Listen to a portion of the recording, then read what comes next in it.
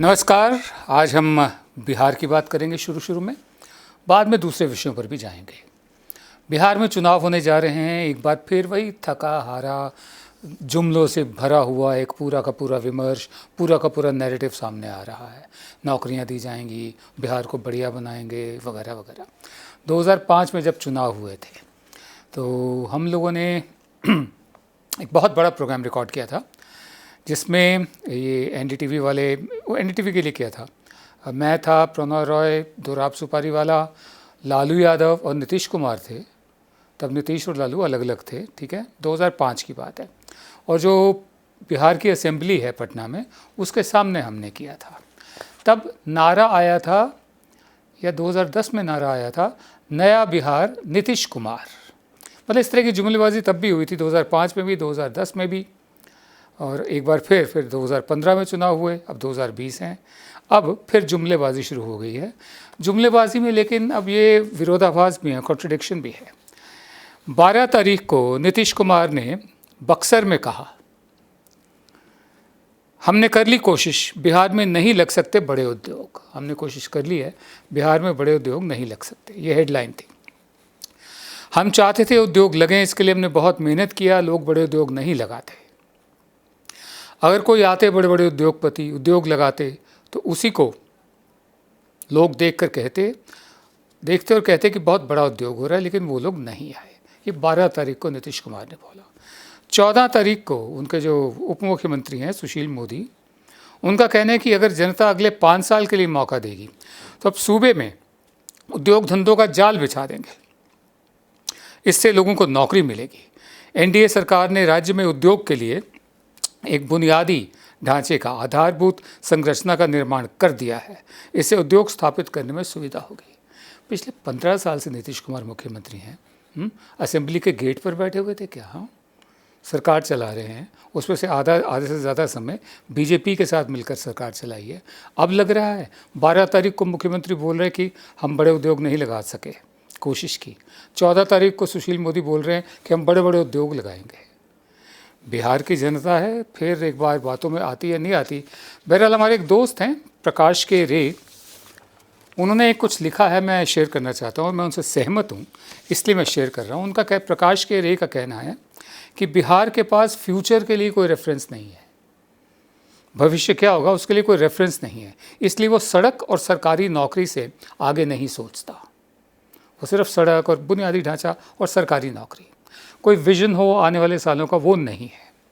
उसके अलावा उनका ये भी कहना है कि बिहार का पूरा जो विमर्श है, पूरा नैरेटिव है, पूरी बातचीत है, वो सिर्फ राजनीति के इर्द गिर्द होती है, या फिर कुछ बेहद जो स्थानीय जो जीवन शैली है, ज़िंदगी जीने के तरीके हैं, उसके थके हुए प्रतीकों से होती है।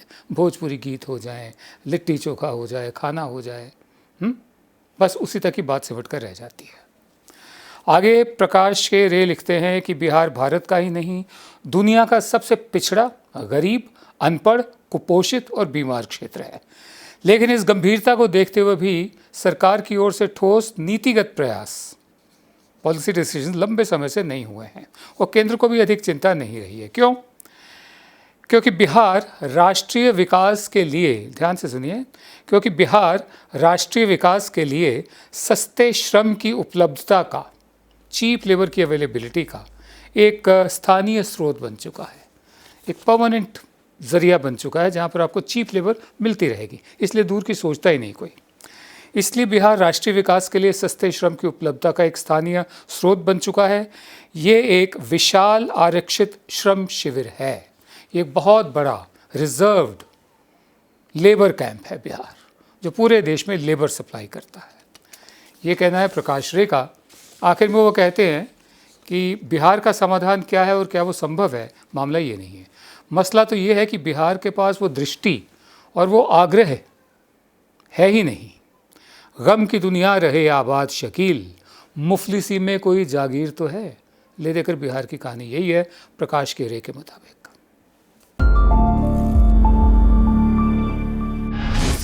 मध्य प्रदेश में कमलनाथ जो मुख्यमंत्री रहे हैं, जिनकी सरकार को गिराया गया कोरोना के दिनों में, कर्नाटक में उनके एमएलए जाएगा और वो भी चले गए। तो कमलनाथ ने एक महिला मंत्री हैं इमरती देवी, उनको आइटम बोल दिया। ऐसा नहीं है कि सिर्फ कमलनाथ ने ही बोला, इससे पहले भी एक बड़े नेता टंचमाल नाम का शब्द इस्तेमाल कर चुके कांग्रेस के बड़े नेता एक महिला के लिए। तो उसको लेकर शिवराज सिंह जो चौहान हैं, उनको जो मुख्यमंत्री, उनकी अंतरात्मा जागी, तो उन्होंने प्रायश्चित, कमलनाथ को छोड़ के उन्होंने खुद प्रायश्चित करने का फैसला किया और वो 2 घंटे के मौन व्रत पर बैठ गए। वैसे नेताओं के लिए 2 घंटे का मौन रखना बड़ी मुश्किल बात होती है, कठिन तपस्या के बराबर होता है, क्योंकि जब वो उनको बोलना अच्छा लगता है और अगर बोलने वाला दृढ़ संकल्प लिए हो कि मुझे बोलना ही है, तो फिर लैम्प पोस्ट का सहारा ही काफ़ी होता है, उसको देख कर ही बोल देगा। ये बकौल श्रीलाल शुक्ल मैं बोल रहा हूँ। बहरहाल कमलनाथ ने आइटम कहा, किसी और ने टंचमाल कहा, तो डॉक्टर राकेश पाठक हैं, हमारे फेसबुक के दोस्त हैं, उन्होंने लिखा है और मैं सहमत हूँ उनसे, इसलिए बोल रहा हूँ कि ये तो शुभ संकेत है। जो शिवराज सिंह चौहान 2 घंटे के मौन व्रत पर बैठे हैं, ये शुभ संकेत है कि जिस पार्टी के शिखर पुरुष महिलाओं को जर्सी गाय, 50 करोड़ की गर्लफ्रेंड, पार्टी की विधवा जैसे महान वचनों से कृतार्थ करते रहे, उस पार्टी को महिला सम्मान की चिंता हुई है। ये तो शुभ संकेत है। जिस पार्टी का पूरा कुनबा, उसका पूरा काडर, पूरा आईटी सेल, ट्रोल आर्मी महिलाओं को अश्लील गालियों से नवाजता है, उसे महिला सम्मान की चिंता हुई है। जिस पार्टी के सदस्य कठुआ बार एसोसिएशन वाले जो थे, वो नारे लगाकर और गो बैक क्राइम ब्रांच के नारे लगाते हों, उनको महिला सम्मान की चिंता हुई है। ये तो समाज में, राजनीति में सचमुच बहुत सकारात्मक परिवर्तन है। ये तो खैर इनका दुखी दिल बोल रहा डॉक्टर राकेश पाठक का। हकीकत यह है कि हमारे यहाँ जितनी भी पार्टियां हैं पुरुष प्रधान हैं, उनको महिलाओं की इज्जत कतई नहीं है। 33% महिला आरक्षण का बिल इतने सालों से पेंडिंग पड़ा है, मौजूदा सरकार के पास मेजॉरिटी है पूरी, क्यों नहीं पास करती?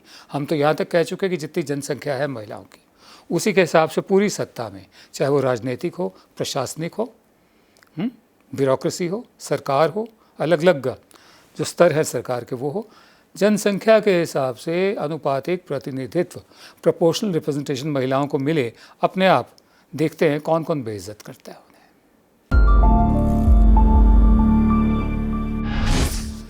दिल्ली के चित्तरंजन पार्क में बहुत धूमधाम से दुर्गा पूजा मनाई जाती है। इस दफ़े नहीं मनाई जाएगी, सार्वजनिक पंडाल नहीं लगे, ताकि लोगों के लोगों की भीड़ जमा ना हो और कोविड ना फैले। ये ऐलान दिल्ली सरकार ने किया है। मंदिर मार्ग पे एक और दुर्गा पूजा होती है जो बड़ी पुरानी चली आ रही है, उसके बारे में मालूम नहीं है।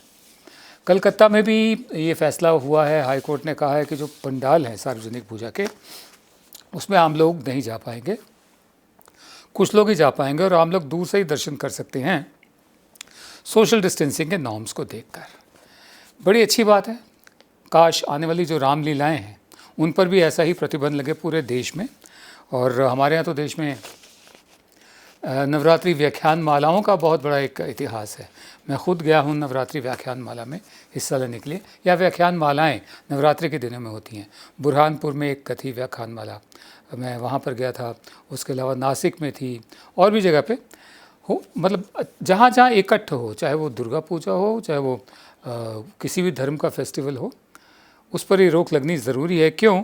हालांकि सरकार की एक कमेटी ने कहा है कि हमारे जो कोरोना केसेस हैं वो अपने शिखर पर पहुंच चुके हैं और अब नीचे आना शुरू हो गए हैं, लेकिन साथ ही साथ ये डर भी है, क्योंकि ये त्योहारों का मौसम है, त्योहारों का सीज़न है, इसलिए बढ़ने की संभावना है। एक अनुमान के मुताबिक, तो सरकारी अनुमान के मुताबिक ही 26 लाख केसेस बढ़ सकते हैं अगर ध्यान न रखा गया तो।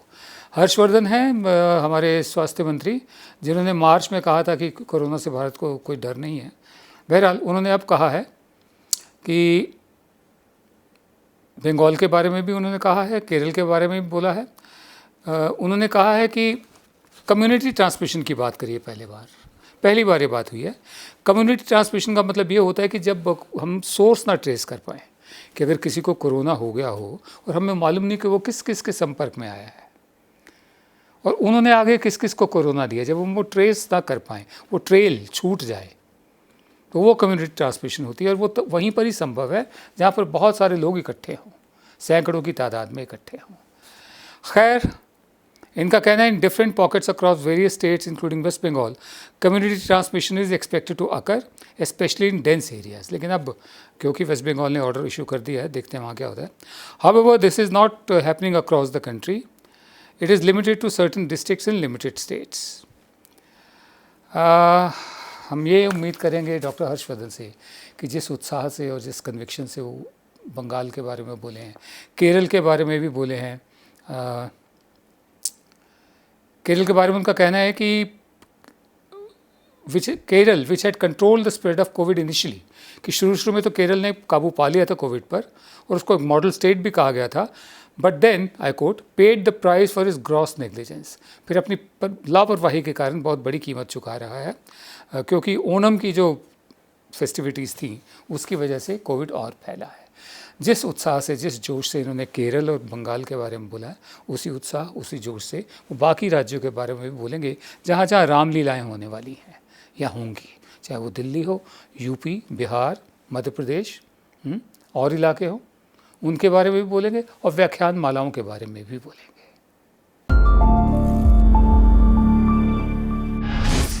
रोज़ की तरह आज के शो का समापन एक कविता से। आज एक बार फिर मैं कुंवर बेचैन की एक कविता है, छोटी सी गज़ल है, उससे कर रहा हूँ। तो कुंवर बेचैन कहते हैं, ये 3 फरवरी सन 1978 को लिखी गई थी। 3 फरवरी 1978, माने आप हिसाब लगा लीजिए, इमरजेंसी हटी ही थी, नई सरकार आई थी, तब ये लिखी गई थी। तो कुंवर बेचैन कहते हैं, हम ज़रा भी झुके मुड़े होते, हम ज़रा भी झुके या मुड़े होते तो तेरे हाथ के कड़े होते। हम ज़रा भी झुके मुड़े होते तो तेरे हाथ के कड़े होते, अपने अंदर ज़रा से गिर जाते, अपने अंदर ज़रा से गिर जाते, अपने कद से बहुत बड़े होते। अपने अंदर ज़रा से गिर जाते, अपने कद से बहुत बड़े होते। अमन सारे जहान में होता, जैसे अमन बोल देते हैं लोग, अमन सारे जहान में होता, हम अगर खुद से भी लड़े होते। अमन सारे जहान में होता, हम अगर खुद से भी लड़े होते। हम ही पत्थर के नग न थे वरना, हम भी पत्थर के नग नहीं थे, हम ही पत्थर के नग न थे वरना तेरी मुंदरी में हम जड़े होते, तेरे दरबार में हम भी होते। हम ही पत्थर के नग न थे वरना तेरी मुंदरी में हम जड़े होते। जिनको बैसाखियाँ मिली वो फिर, जिन लोगों को सरकारी बैसाखियाँ जो होती हैं, वाई कैटेगरी की सिक्योरिटी और चीज़ें जो मिलती हैं सरकार से, जिनको बैसाखियाँ मिली वो फिर अपने पाँवों पे क्यों खड़े होते। जिनको बैसाखियाँ मिली वो फिर अपने पाँवों पे क्यों खड़े होते। हम ज़रा भी झुके मुड़े होते तो तेरे हाथ के कड़े होते। नमस्कार। अब खबरें पाइए सबसे पहले हमारे मोबाइल न्यूज एप्लीकेशन पर। एंड्रॉइड या iOS प्लेटफॉर्म पर जाइए, HW न्यूज नेटवर्क को सर्च कीजिए, डाउनलोड कीजिए और अपनी सुविधानुसार भाषा का चयन कीजिए। खबरों की भीड़ में अपने काम की खबर पाते रहिए।